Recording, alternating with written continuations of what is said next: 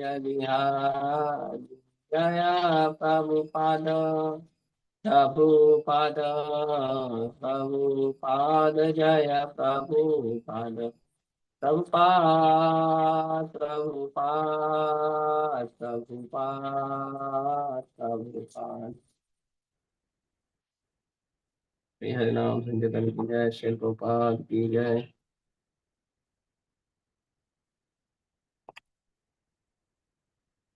ओम नमो भगवते वासुदेवाय। ओम नमो भगवते वासुदेवाय। ओम नमो भगवते वासुदेवाय।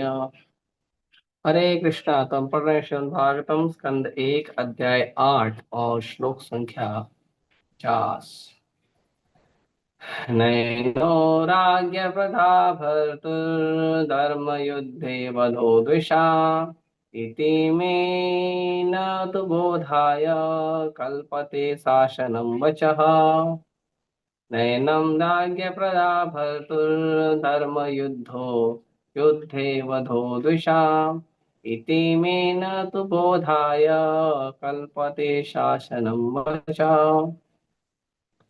नैनो राज्ञः प्रजा भर्तुर्धर्मयुद्धे वधो द्विषा इति मे न तु बोधाय कल्पते शासनं वचः। पढ़िए। हरे कृष्णा प्रभु जी। नैनो राज्ञ हरे प्रजा कृष्ण। भर्तुर्धर्म युद्धे वधोद्विषाम् इति मे न तु बुधाय कल्पते शासनम वचम। हरे कृष्णा। हरे कृष्णा। पढ़िए। और कौन है? आ जाओ, जल्दी युद्ध में उतरो।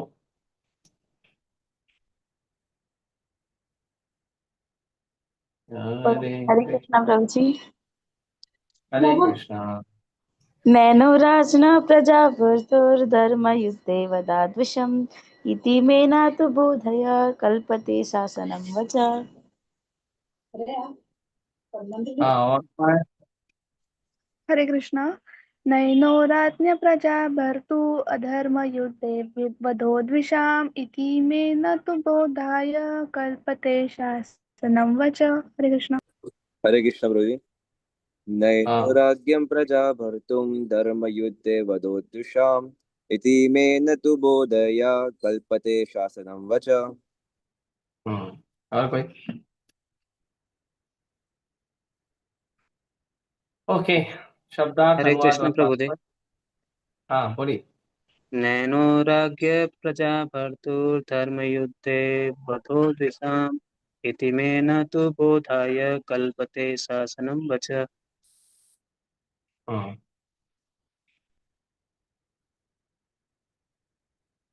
ओके। शब्दार्थ, अनुवाद और तात्पर्य। कृष्ण कृपा मूर्ति अभयचारानंद भक्ति वेदांत स्वामी श्री प्रभुपाद की जय। न, कभी नहीं। ए नः, पाप। राज्ञ, राजा का। प्रजा भर्तु, प्रजा के पालन में व्यस्त रहने वाले। धर्म, सही निमित्त के लिए। युद्धे, युद्ध में। वदह, संहार। द्विषाम, शत्रुओं का। इति, ये सब। मैं, मेरे लिए। न, कभी नहीं। तो, लेकिन। बोधाय, संतोष के लिए। कल्पते, वे शासन चलाने के लिए हैं। शासनम, आदेश। वचः, शब्दों का।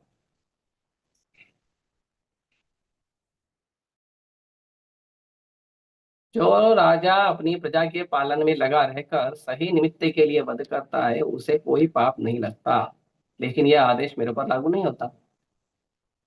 तात्पर्य। महाराज युधिष्ठिर ने सोचा, यद्यपि वे वास्तव में राज्य का शासन नहीं चला रहे थे, क्योंकि दुर्योधन द्वारा नागरिकों का बिना किसी क्षति के शासन तो चलाया जा रहा था, फिर भी दुर्योधन के हाथों से राज्य छीनने हेतु अपने व्यक्तिगत लाभ के लिए उन्होंने इतने सारे जीवों का संहार कराया। यह संहार शासन चलाने के दौरान नहीं हुआ था, अपितु अपने को बड़ा बनाने के लिए हुआ था। अतएव उन्होंने इस पाप के लिए स्वयं को दोषी समझा। ओम अज्ञानतिमिरान्धस्य ज्ञानाञ्जनशलाकया चक्षुरुन्मीलितं येन तस्मै श्रीगुरवे नमः।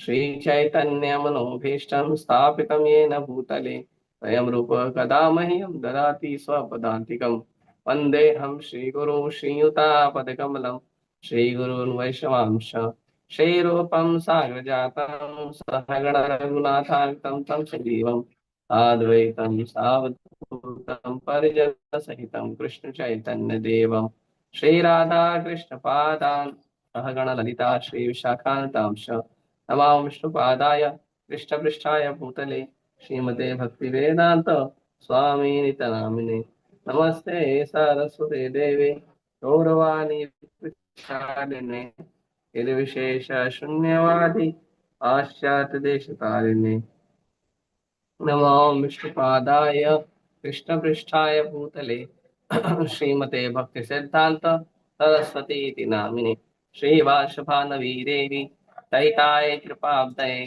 कृष्ण संबंध विज्ञान दायिने प्रभवे नमः माधुर्योज्वल प्रेमाढ्य श्रीरूपानुग भक्तिदा श्री गौर करुणाशक्ति विग्रहाय नमोस्तुते नमस्ते गौरवाणी श्रीमूर्तये दीनतारिणे रूपानुग विरुद्धा अपसिद्धांत ध्वांत हारिणे नमो गौरकिशोराय साक्षात् वैराग्य मूर्तये विप्रलंब रसाम्बोधे मादाम्बुजाय ते नमः नमो भक्ति विनोदाय सच्चिदानंद नामिने गौरशक्ति स्वरूपाय रूपानुकवराय ते गौराविर्भाव भूमेस्त्वं निर्दिष्टा सज्जन प्रिय वैष्णव सार्वभौम श्री जगन्नाथाय ते नमः वाञ्छाकल्पतरुभ्यश्च कृपा सिन्धुभ्यैव च पतितानां पावनेभ्यो वैष्णवेभ्यो नमो नमः नमो महावदन्याय कृष्ण प्रेम प्रदायते कृष्णाय कृष्ण चैतन्य नाम्ने गौरतुषे नमः पंचतत्वात्मकं कृष्णं भक्तरूप स्वरूपकं भक्तावतारं भक्ताख्यं नमामि भक्ति शक्तिकम हे कृष्ण करुणा सिंधु दीन बंधु जगतपते गोपेश गोपिका कांत राधा कांत नमोस्तुते जयतां सुतोर्पंगो मम मंदामतिर्गति मत्सर्वस्य पादां भोजो राधा मदन मोहन दिव्य वृंदारण्य कल्पद्रुमादः श्रीमद् रत्नागार सिंहासनस्थौ श्रीमद् राधा शील गोविंद देव पृष्ठालि श्रीमान् रासरसारंभी वंशीवट्टट स्थितः कर्षन्वेणु स्वनिर्गोपी गोपीनाथाय श्रीस्तुनः तप्त कांचन गौरांगी राधे वृंदावनेश्वरी वृषभानुसुते देवी प्रणमामि हरिप्रिये जय श्री कृष्ण चैतन्य प्रभु नित्यानंद श्री अद्वैत गदाधर शिवासादि गौर भक्तवृंद हरे कृष्णा कृष्णा कृष्णा हरे हरे हरे राम राम राम हरे हरे।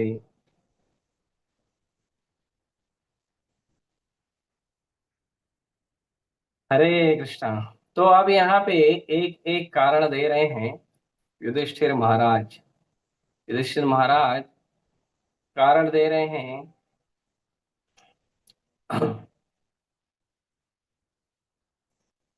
पिछले श्लोक में युधिष्ठिर महाराज कहते हैं कि मैंने अनेक बालकों ब्राह्मणों शुभचिंतकों मित्रों माता पिता गुरुजनों और भाइयों का वध किया है। चाहे मैं लाखों वर्ष जीवित रहूं फिर भी इन सभी पाप के कारण मुझे जो नरक भोगना पड़ेगा उससे मुझे मुक्ति नहीं मिलेगी। तो यहाँ पे पिछले श्लोक में युधिष्ठिर महाराज जो कारण देते हैं कि हमें क्या करना है। मेरा जो पाप है बहुत गर्हित है। और अभी युधिष्ठिर महाराज जो हैं वो और एक कारण दे रहे हैं कि क्या कारण है और एक इसकी वजह से मुझे ये पाप लग जाए। तो यहाँ पे युधिष्ठिर महाराज कह रहे हैं कि अगर थोड़ा ब्लर हो रहा है, क्लियर है अभी?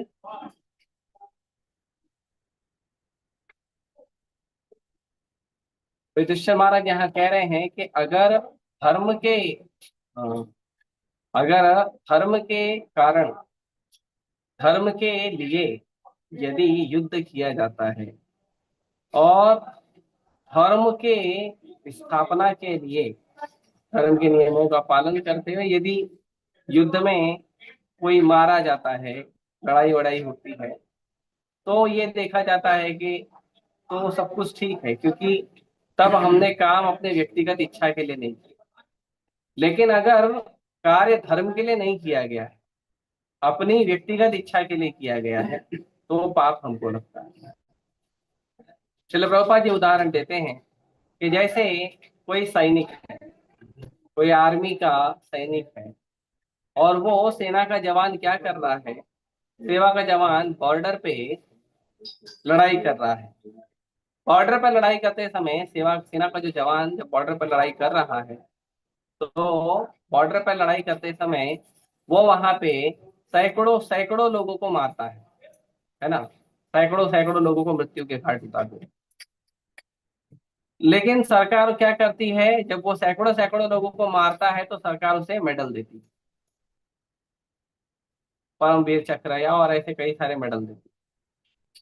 लेकिन वही जो सिपाही है, वही सेना का जवान है, जब वो घर आता है और पड़ोसी से लड़ाई हो जाती है और पड़ोसी को सिर्फ उसने 2 थप्पड़ लगाया, तो उसके ऊपर पुलिस केस हो जाता है। क्यों? क्योंकि पहले जो उसने लड़ाई लड़ी थी, पहले जो उसने लड़ाई लड़ी थी वो उसने सरकार के आदेश पे लड़ाई लड़ी थी। पहले उसने लड़ाई अपने लिए नहीं लड़ी थी, अपनी स्वेच्छा के नहीं लड़ी थी। ऑब्वियसली ये भी अपनापन है, लेकिन इसमें एक उदार भाव है कि हम अपने केवल अपने शरीर के लिए, केवल अपने परिवार के लिए नहीं, अपितु वो बल्कि हम जो हैं वो एक देश के लिए लड़ाई करते हैं। तो जो हायर अथॉरिटी में, जो सुपीरियर अथॉरिटी है, उसके सुपरविजन में, उसके मार्गदर्शन में यदि किसी के लिए लड़ाई लड़ी है, किसी को मार दिया गया है, तो उसके लिए उसको दोष नहीं लगता है। वो दोष तो सुपीरियर अथॉरिटी में जाता है, और सुपीरियर अथॉरिटी ने भी यदि किसी का मृत्यु कराया है या हत्या कराया है या वध कराया है, और वो वध उन्होंने धर्म का नियम पालन करते हुए धर्म की स्थापना के लिए, भगवान की सेवा के लिए किया है, तो कोई पाप नहीं लगता है। तो यहाँ पे उदाहरण दे रहे हैं, श्लोक संख्या आज वाली जो है कि बिना किसी, जो दुर्योधन है, ऐसा तो नहीं है कि दुर्योधन मार काट कर रहा था विष्णु की पूजा करने वालों को, जैसे हिरण्यकशिपु है, हिरण्याक्ष है। तो हिरण्यकशिपु और हिरण्याक्ष जो हैं, वो लोग क्या कर रहे थे, वो लोग धर्म की सेवा करने वालों को मार रहे थे, वैष्णवों को मार रहे थे, गायों की हत्या कर रहे थे, यज्ञ को बंद करवा रहे थे, ब्राह्मणों की हत्या कर रहे थे। तो इसीलिए हिरण्यकशिपु हिरण्याक्ष जो है उनको मारना गलत नहीं है। रावण है, उसको मारना गलत नहीं है, क्योंकि ये लोग अधर्म कर रहे थे। और यहाँ तक कि अर्जुन है, भीम है, इनको भी भगवान कई कई जगह भेजते थे, जाओ इसको मार के आओ, जाओ उसको मार के आओ। वो कोई व्यक्ति ज्यादा पाप करता है, कोई व्यक्ति ज्यादा अधर्म कर रहा है, तो जाके भीम और अर्जुन मार के आ जाते थे। जैसे अ,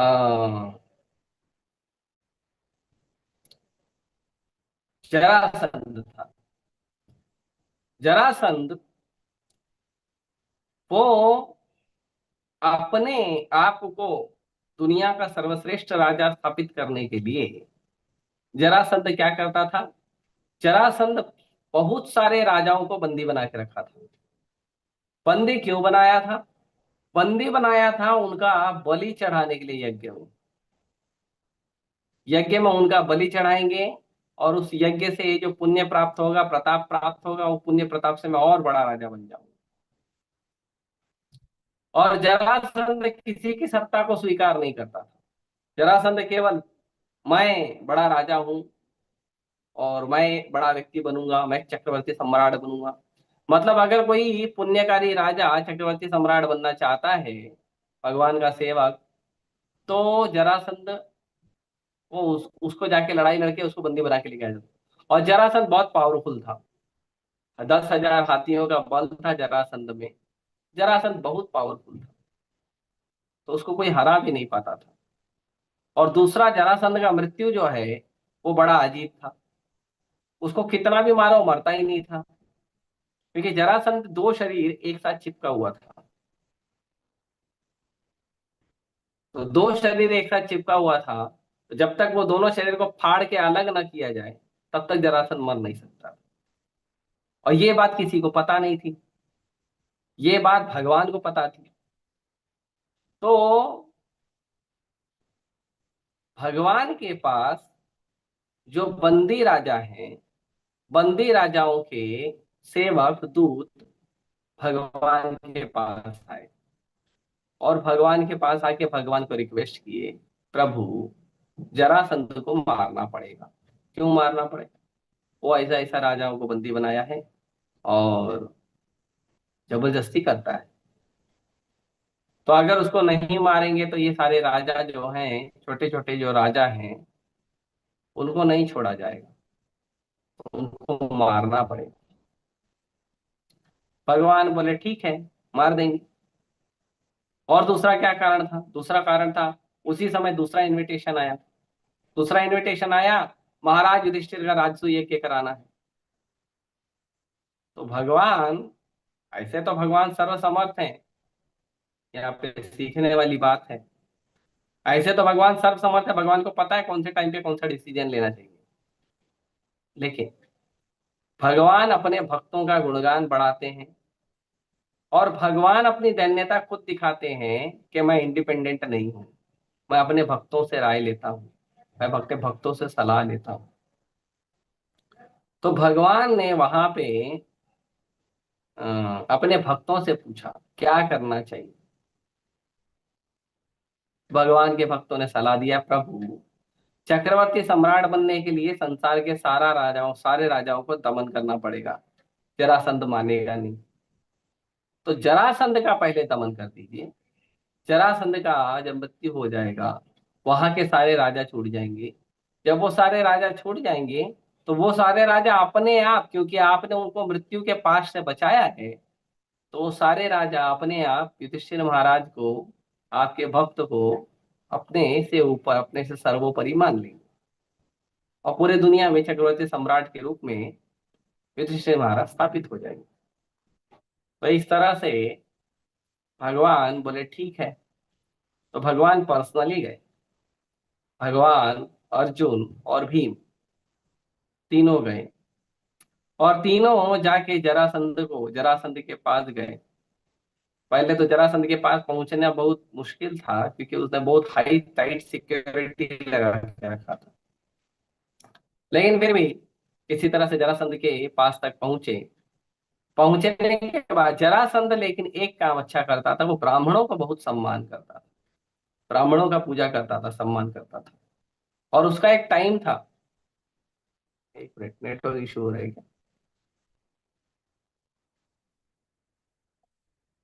अजीब।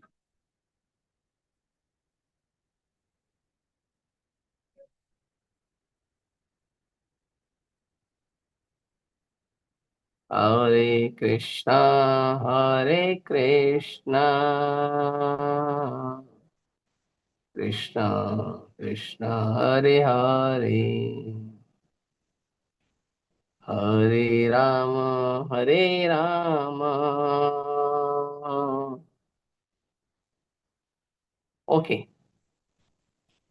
हरे कृष्णा।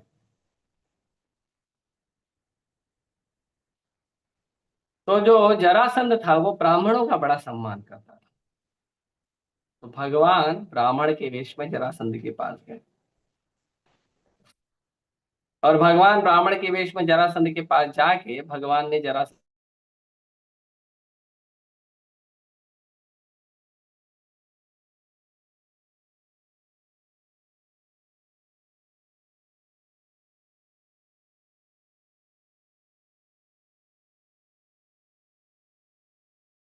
तो मैं मना नहीं करूँ, ऐसे कर्ण भी था, ये मूर्खता कर्ण भी।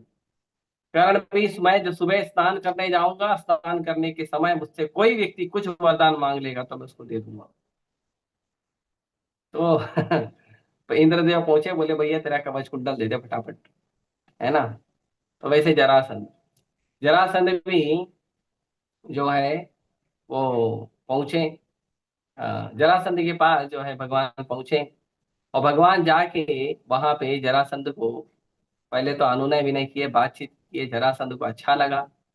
जरासंध ने कहा बोलिए ब्राह्मण देवता आपको क्या चाहिए। तो भगवान बोले हमको ऐसी कुछ चीज चाहिए जो बहुत मुश्किल है, पर आप दे दीजिए। क्या चाहिए। भगवान बोले मुझसे मुझे तुम्हारे से दो दो हाथ करना है, मुझे तुम्हारे से मल्ल युद्ध का दान चाहिए। हाँ, कुश्ती का, रेसलिंग का दान चाहिए।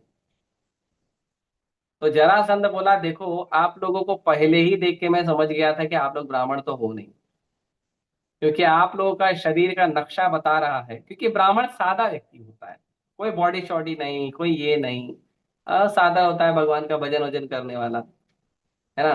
अब क्षत्रिय लोग एकदम डोले शोले वाले होते हैं। तो वो बोला मैं आपको शरीर को देख के पहचान गया था कि आप ब्राह्मण नहीं हो, क्षत्रिय हो। और क्योंकि क्षत्रिय जो है वो धनुष लेकर चलते हैं, तो उनके ऊपर धनुष का मार्क भी आ जाता है, तो वो धनुष का मार्क भी था। तो जरासंध बोला मैं समझ गया था, लेकिन फिर भी क्योंकि आपने इच्छा की है इसलिए मैं दान तो करूंगा। तो भगवान बोले देखो मैं आपको बता देता हूं कि हम लोग कौन हैं। ये दोनों जो हैं वो कुंती के पुत्र हैं, पांडु के पुत्र हैं। एक का नाम है अर्जुन, एक का नाम है भीम, और मैं इन दोनों का भाई हूं। मैं वासुदेव हूं, मैं कृष्ण हूं। तो ऑप्शन है, आप हम तीनों में से किसी एक से युद्ध करो। अब भगवान देखो इतने चतुर हैं भगवान उसको सामने से बोल रहे तुम्हारा ऑप्शन है। अब अर्जुन को चुनेगा तो अर्जुन को तो ऐसे हरी बोल कर देंगे, लेकिन भगवान उसके हृदय में भी बैठे हैं, भगवान उसके हृदय का सॉफ्टवेयर भी घुमा रहे हैं। और ये आदत होती है जो सच में बलशाली होते हैं, सच में जिनको अपना शक्ति दिखाने का बहुत घमंड होता है, या अपना शक्ति प्रदर्शन का बहुत भाव होता है, वो व्यक्ति क्या करता है पता है। वो व्यक्ति अपने बराबरी वालों से लड़ाई करता है, या अपने से बड़े से लड़ाई करता है। बड़े से मतलब एटलीस्ट लड़ाई के लायक हो। ऐसे नहीं कि अपने से जो छोटा है, अपने से कमजोर है, जैसे पिछले श्लोक में बताया गया ब्राह्मण है, स्त्री है। आजकल कुछ लोग धर्म के नाम पर स्त्रियों का शोषण करते हैं, धर्म के नाम पर ब्राह्मणों को मारते हैं, धर्म के नाम पर बच्चों को मारते हैं, निहत्थी जनता को मारते हैं, और बोलते हैं हमारा धर्म है। अरे काय का धर्म है तुम्हारा? धर्म तुम असुर हो, ये असुरों का धर्म है। निहत्थी जनता को मारना, स्त्रियों का शोषण करना, बच्चों को मारना, ब्राह्मणों को मारना, ये असुरों का धर्म है। यही करता था हिरण्यकशिपु और हिरण्याक्ष, ये असुरों का धर्म है। बुद्धिमान कोई व्यक्ति जरा भी बुद्धिमान होगा ना, उसको अपने शक्ति और बल दिखाने का जरा भी बुद्धि होगा ना, वो अपने टक्कर वाले से जाके लड़ाई करेगा। ठीक है, मैं तलवार चलाना जानता हूं, तलवार चलाने वाले से लड़ूंगा। ऐसे महाभारत युद्ध में ये धर्म का ध्यान रखा जाता था। जो तलवार चलाने वाला है वो तलवार चलाने वाले से लड़ेगा, जो गदा चलाना जानता है वो गदा चलाने वाले से लड़ेगा, जो तीर कमान जानता है वो तीर कमान वाले से लड़ेगा, जो भाला चलाना जानता है वो भाला भाला से लड़ेगा, जिसको कुश्ती करना है वो कुश्ती करने वाले से लड़ेगा, घोड़े वाला घोड़े से लड़ाई करेगा, हाथी वाला हाथी से लड़ाई करेगा, पैदल सैनिक से लड़ाई करेगा, जो रथ पे है वो दूसरे रथ वाले से लड़ाई करेगा, फिर अतिरथी महारथी, ऐसे लड़ाई होती थी। अन्याय की तरह नहीं होती थी। और वो भी पीछे से आघात नहीं करेंगे, सामने से ललकारेंगे। जब सामने वाला व्यक्ति आपसे लड़ाई करने के लिए तैयार होगा तब लड़ेंगे, पीछे से आघात नहीं करेंगे। अभिमन्यु के मृत्यु पे भगवान और अर्जुन क्यों क्रोधित हुए थे? इसीलिए कि अभिमन्यु तो ललकारा था एक ही इसको एक जो महारथी है उनको ललकारा था, या कई महारथियों को एक साथ ललकारा था, लेकिन पीछे से वार नहीं किया था। निहत्था था तब वार नहीं किया था, लेकिन अभिमन्यु को 7 महारथियों ने मिलकर तब मारा था जब अभिमन्यु के हाथ में कोई शस्त्र नहीं था, अभिमन्यु रथ के नीचे था। इसीलिए जब कर्ण को मारने का समय आया तो कर्ण भगवान को रीजन दे रहा है कि मैं तो रथ के नीचे हूं, मेरे हाथ में शस्त्र नहीं, मुझे क्यों मार रहे हो। भगवान बोले अभिमन्यु को कैसे मारा था, तो जैसे होता है ऐसा। तो अपने टक्कर वालों से लड़ाई लड़ना चाहिए। आपको ज्यादा बाहुबल दिखाने का बुद्धि है, ज्यादा आपके शरीर में क्या बोलते हैं, शक्तियों का संचार का वेग बढ़ रहा है, जाओ ऐसे व्यक्ति को ढूंढो जो तुम्हारे टक्कर वाला हो, उससे लड़ाई लड़ो। जैसे हिरण्याक्ष, हिरण्याक्ष जब घूम रहा था पूरे संसार में, तो हिरण्याक्ष जाके सबको बोलता था, सबको जाके बोलता था, सबको जाके प्रणाम, पहले तो जाके प्रेम से प्रणाम करता था, और प्रेम से प्रणाम करके बाद में उसको बोलता था मैं चाहता हूं आप मेरे साथ लड़ाई लड़ो। तो जितने भी बड़े बड़े देवी हैं, देवता हैं, ये सब सब बोलते थे देखो क्या है, आप बहुत बड़े आदमी हैं, हम आपसे लड़ नहीं सकते, हमको सॉरी माफ करो। तो हिरण्याक्ष उनसे लड़ता नहीं था, बोलता था ठीक है किससे लड़ना है बताओ, तो वो बताते थे ये XYZ आदमी से लड़ाई करो।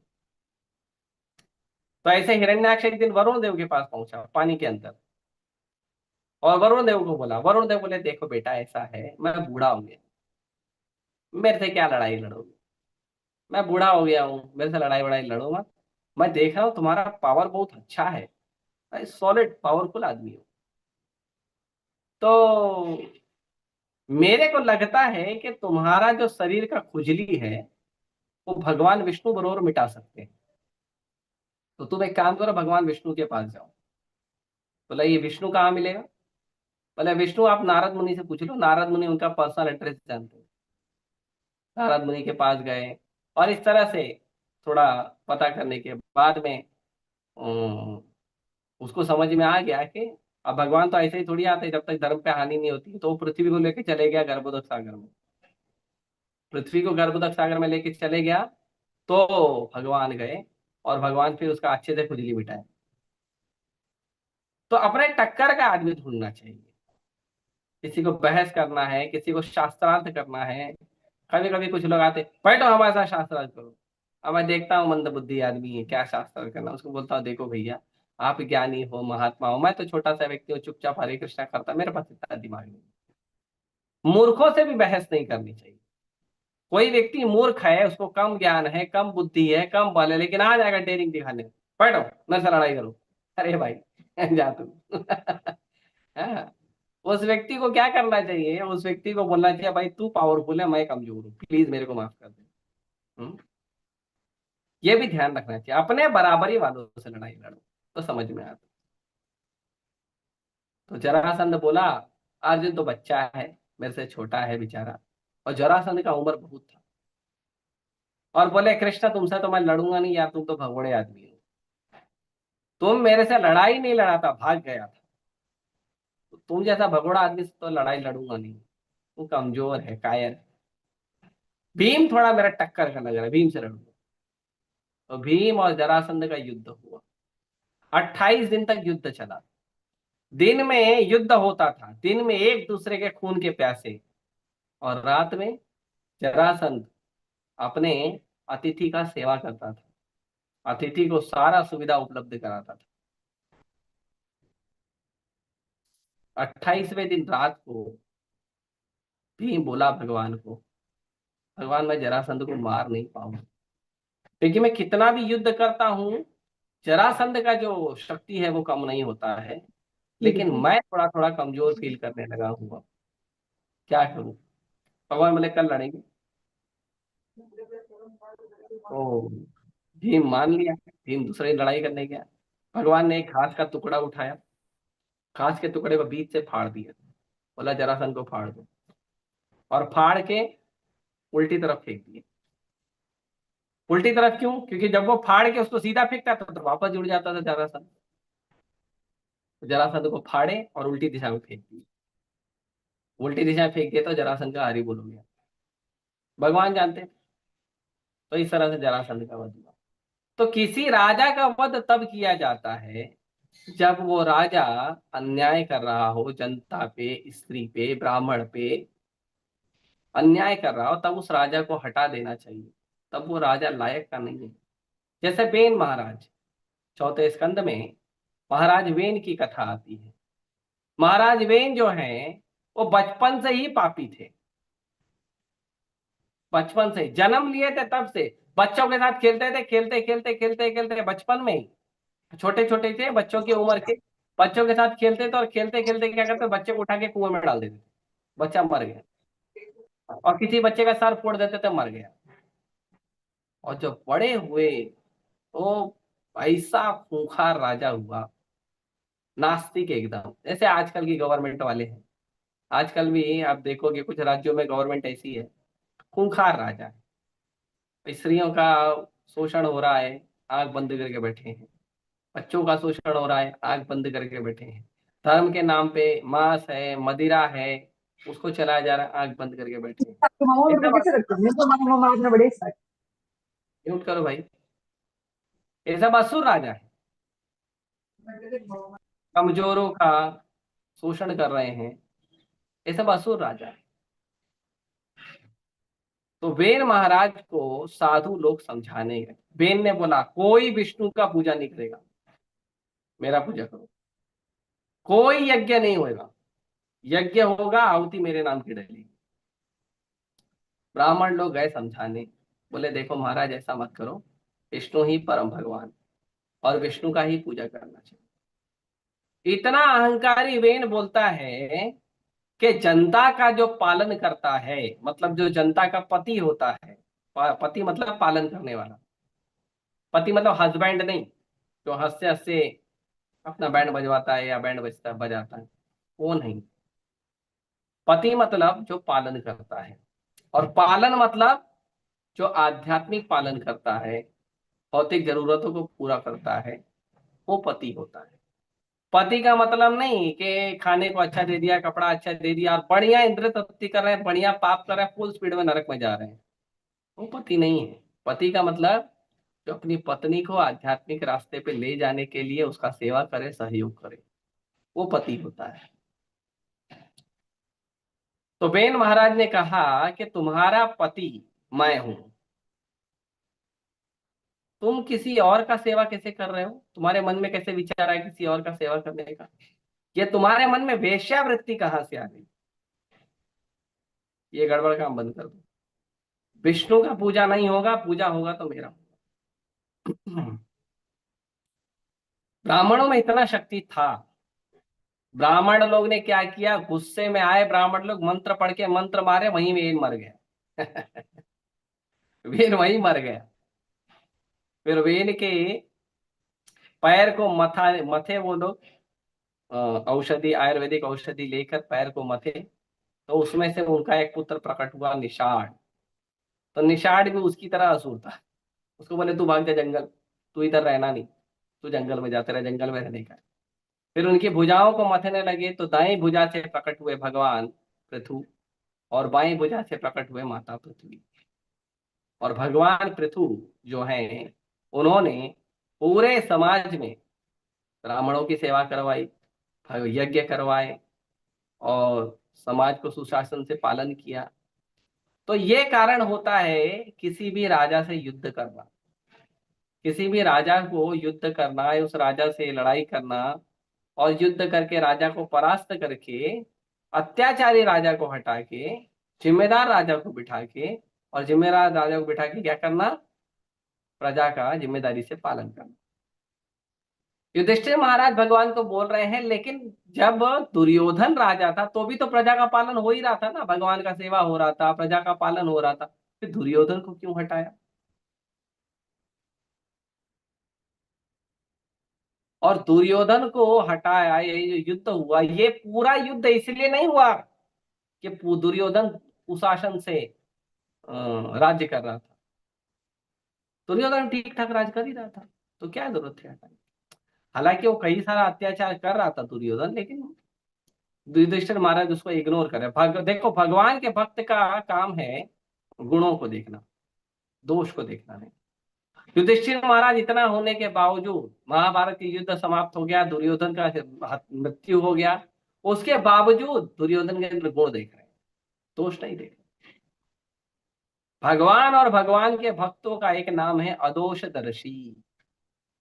अदोषदर्शी मतलब जो कभी किसी के अंदर दोष नहीं देखता। युधिष्ठिर महाराज किसी में दोष नहीं देखते थे, इसीलिए युधिष्ठिर महाराज का एक नाम था अजात शत्रव।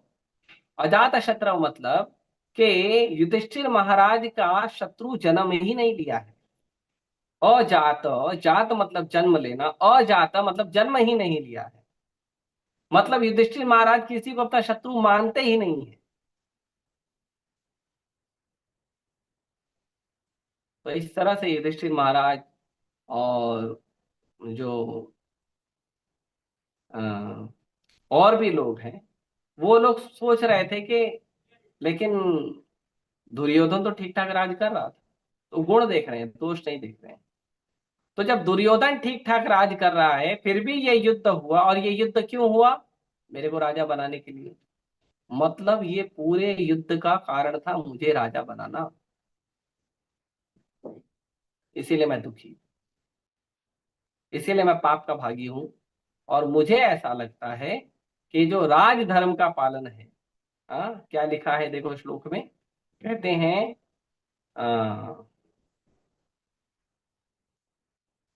नयनो राजन प्रजा भर्तुर। जो राजा है वो प्रजा का पालन करता है। प्रजा भर्तुर, भर्तुर मतलब पालन करने वाला, भरण पोषण करने वाला। धर्म युद्धे वधो दुषाम, जो धर्म युद्ध होता है जिसमें शत्रुओं को मारा जाता है, वो क्यों मारा जाता है? धर्म युद्धे, धर्म के लिए।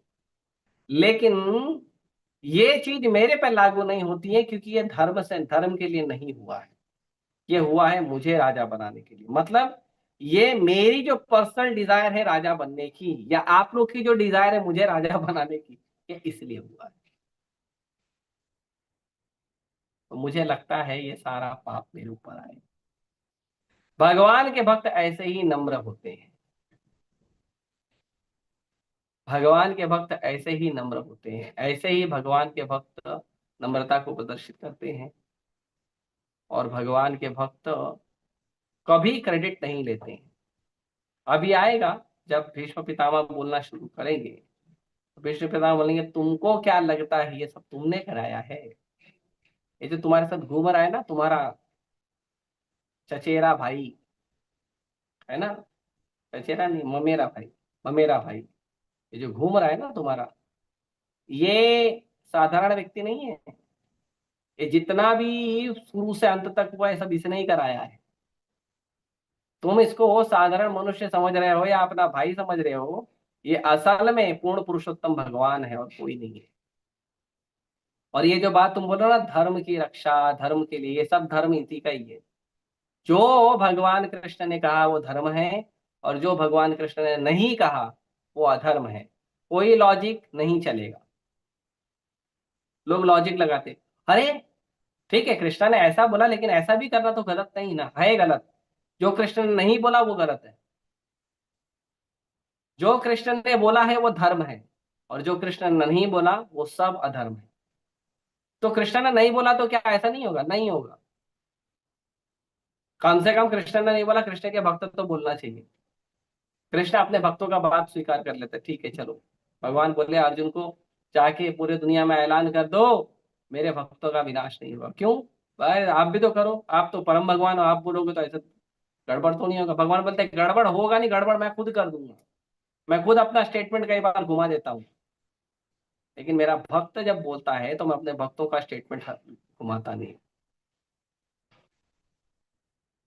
अपने भक्तों के स्टेटमेंट को सत्य करता हूँ। सत्यम बदातुम निज वृत्त भाषितम, अपने भक्त के भाषा को, अपने भक्त के शब्दों को मैं सत्य करता हूँ।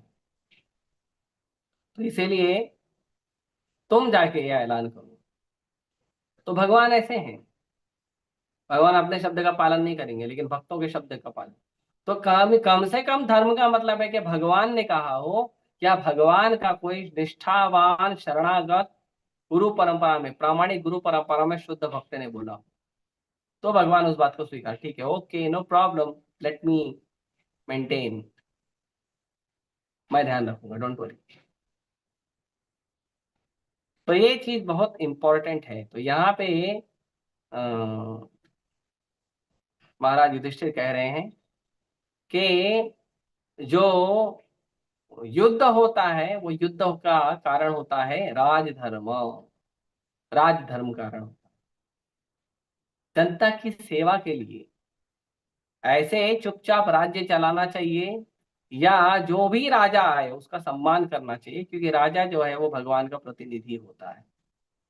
लेकिन जो भगवान का प्रतिनिधि राजा है, उसको भगवान जैसे प्रजा का पालन करते हैं, जीवों का पालन करते हैं सृष्टि में, वैसे ही राजा को भगवान का प्रतिनिधि होकर पालन करना चाहिए। हर जीव को भरपूर अधिकार देना चाहिए उसके भोजन पानी सुविधा का, उसके रोटी कपड़ा मकान का, और उसको भक्ति करने के लिए, धर्म करने के लिए हर जीव को पूरा पूरा फ्रीडम देना चाहिए। और अगर राजा ऐसा नहीं करता है तो राजा अधर्मी है। और विशेष रूप से स्त्रियों को, ब्राह्मण को, गायों को, बूढ़े व्यक्ति को, छोटे बच्चों को विशेषकर से स्पेशल सिक्योरिटी देनी चाहिए, क्योंकि ये सब जो है ये सब धर्म के बहुमूल्य धन है, ये सब धर्म का बहुमूल्य लोग हैं, तो इनका बहुत स्पेशल सिक्योरिटी होनी चाहिए। तो इसीलिए जो राजा है वो ऐसा होना चाहिए। अगर राजा ये सब करने में फेल होता है, जैसे बहुत सारे राजा आए, मुगल आए थे, अंग्रेज आए थे, तो उनसे क्यों लड़ाई लड़ी गई? वो लोग राज कर रहे थे, वो लोग चाहते थे मेरा राज हो, तो ठीक है, हम राजा नहीं बने तो आप राजा बनो, नहीं, वो पाप कर रहे थे, गायों की हत्या कर रहे थे, ब्राह्मणों की हत्या कर रहे थे, स्त्रियों का शोषण कर रहे थे, बच्चों का, बूढ़ों का शोषण कर रहे थे, जो व्यक्ति गरीब है, कमजोर है, उसका शोषण कर रहे थे।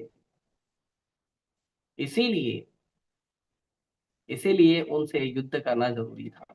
वरना भारत में तो कोई व्यक्ति आ जाए, बोले भाई मेरे को राजा बनना है ना, you become king, no problem, हम आपका सेवा करेंगे। भारत के लोगों का भाव सेवा का है।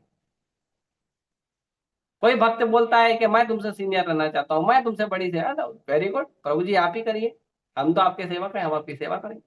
भक्तों में ये भाव होता है, भक्त टेंशन नहीं लेते हैं, मेरा शांति से भजन हो रहा है, मैं थोड़ा बहुत सेवा करता रहा, खुश हूँ।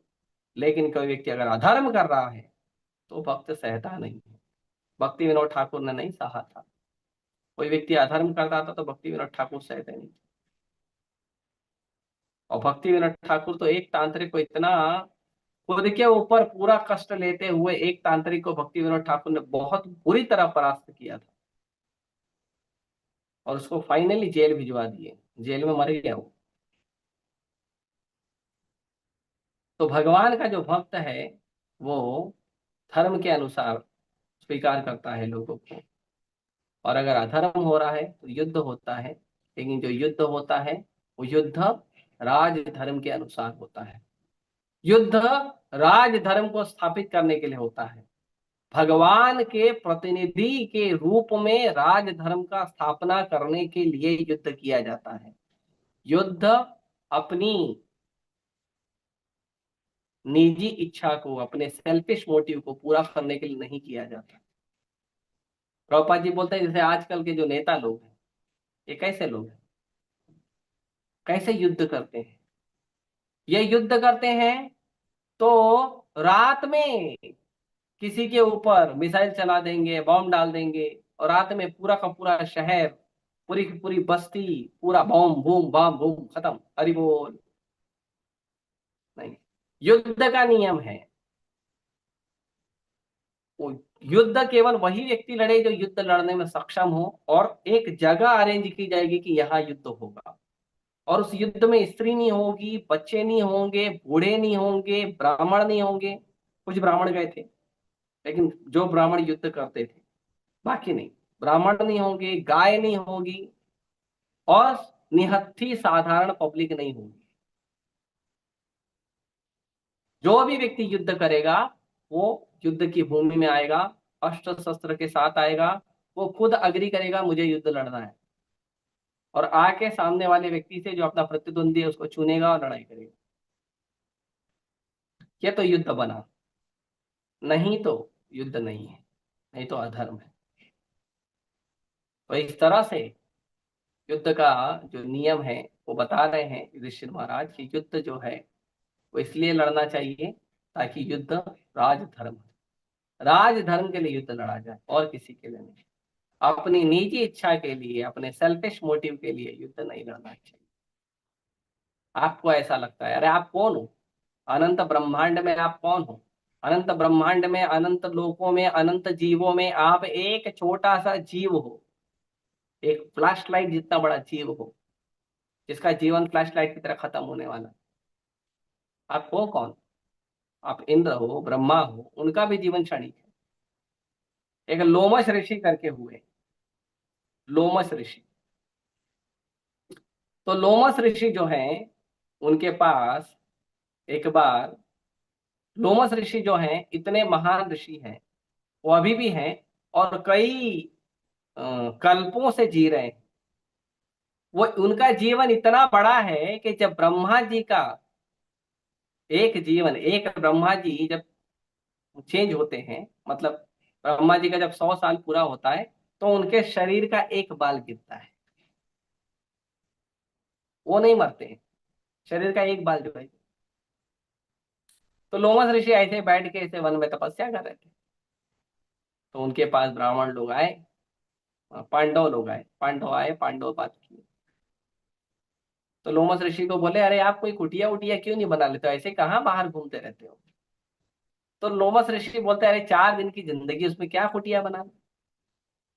सिखा रहे हैं कि भक्ति करने वाले, भजन करने वालों को अपनी इच्छाएं कम करनी चाहिए। बेकार में इच्छाओं का पालन। अब जो को ब्रह्मा जी के लिए ब्रह्मलोक बनाया जाता है, और वो जो ब्रह्मा जी चेंज हो रहे हैं उसमें लोमस ऋषि का एक शरीर का बाल गिर रहा है। वो लोमस ऋषि को कितना बड़ा लोक चाहिए, लोक देना चाहिए। लेकिन वो सिखा रहे हैं कि मनुष्य को अपनी इच्छाओं को कंट्रोल करना चाहिए, उसमें नियंत्रण रखना चाहिए। बहुत ज्यादा इच्छाएं नहीं होना चाहिए। मेरे दोस्त ने ये लाया तो चाहिए, मेरे दोस्त ने वो लाया तो चाहिए, मेरे पापा ने मेरे को ये नहीं दिलाया, मेरी माँ ने मेरे को ये नहीं दिलाया, हाँ, मेरे को ये नहीं मिला, ये प्रसाद में ये आइटम नहीं मिला। नहीं, जो मिला, जैसा मिला, कृष्ण कृपा से पूरी तरह संतुष्ट। प्रभु आपके आशीर्वाद से मिला है, ज्यादा मिला आपकी कृपा, कम मिला आपकी कृपा। अरे मिला तो सही, नहीं मिला अरे आपकी कृपा, मेरे को उपवास तो करने मिला। भक्त कंप्लेन नहीं, और अननेसेसरी अपने लिए सुविधाएं नहीं बनाते। सेटिस्फाइड, संतुष्ट सततम योगी यतात्मा दृढ़ निश्चय। जो व्यक्ति संतुष्ट होता है और भजन में लगा, सततम योगी भजन में लगा रहता है, वो कैसा होता है? दृढ़ निश्चय। वो दृढ़ निश्चयी होता है भक्ति में, भजन में, भगवान की सेवा में, अपने जीवन के लिए। Is serious for is life. बहुत महत्वपूर्ण है। इसीलिए लोमस ऋषि ने जब ऐसा बोला, पांडवों को समझ में आया जबरदस्ती घर बार नहीं बनाना चाहिए। तो इसीलिए यहाँ पे बहुत सुंदर वर्णन किए हैं महाराज युधिष्ठिर। युधिष्ठिर मेरे ख्याल से अगला एक और श्लोक है जहाँ पे महाराज युधिष्ठिर बोलेंगे और उसके बाद फिर बोलना शुरू करेंगे। क्या कहते हैं,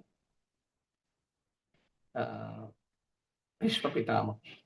भीष्म पितामह बोलेंगे और फिर भगवान भीष्म पितामह के पास जाएंगे, और बहुत सुंदर संवाद है। तो 3-4 श्लोक और हैं, उसके बाद मेरे ख्याल से शुरू। ठीक है, आप सभी का धन्यवाद। हरे कृष्णा। किसी का कोई प्रश्न है तो पूछ सकते हैं। हरे कृष्ण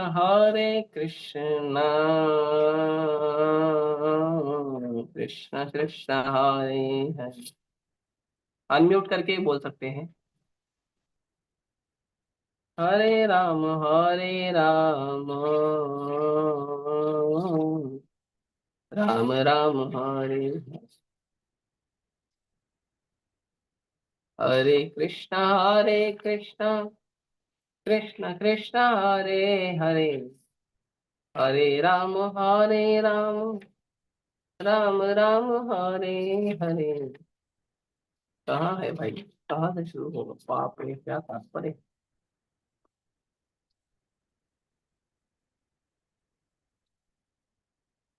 हम्म। तो भीष्म देव शुरू करेंगे बोलना अगले अध्याय में, श्लोक संख्या 12 से। तब तक हम भगवान का और युधिष्ठिर महाराज का संवाद सुनेंगे।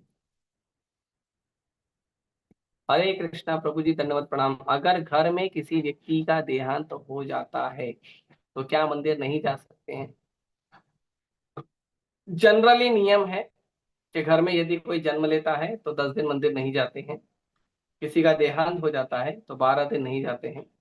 लेकिन इस परिस्थिति में भी भगवान का नाम जप करना, शास्त्रों का अध्ययन करना और प्रसाद खाना, ये जो वस्तु है, ये वस्तु बिल्कुल भी मना नहीं है, ये कर सकते हैं।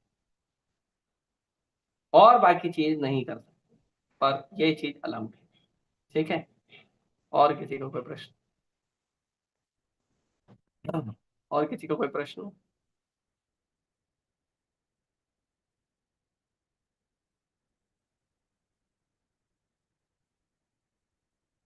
हम्म। ठीक है, आप सभी का धन्यवाद। अंतर्राष्ट्रीय